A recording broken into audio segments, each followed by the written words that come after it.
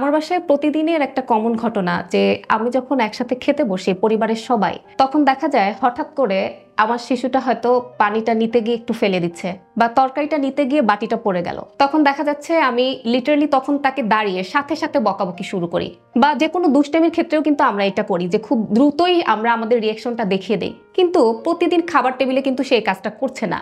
যখন সে গুছিয়ে খাচ্ছে তখন হয়তো আমি তার দিকে লক্ষ্যই করছি না, কিন্তু গুছিয়ে খাওয়া শেষ করলে আমি যদি তাকে একটু জড়িয়ে আদর করি, তাকে হেসে একটু বাহবা দেই বা একটু হাই ফাইভ দেই, আমি যে খুশি হয়েছি সেই এক্সপ্রেশনটা যদি শো করি, সেটাকেই আমরা বলি রেইনফোর্সমেন্ট।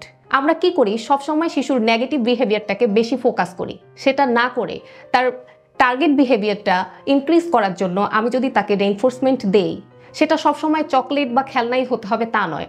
আমি যদি তাকে সঠিক সময়ে তাকে একটু প্রশংসা করি, তাকে একটু ফিল করাই যে সে এই কাজটা ভালো করেছে, তাহলে কিন্তু সেটা তার জীবনে ম্যাজিকের মতো কাজ করবে।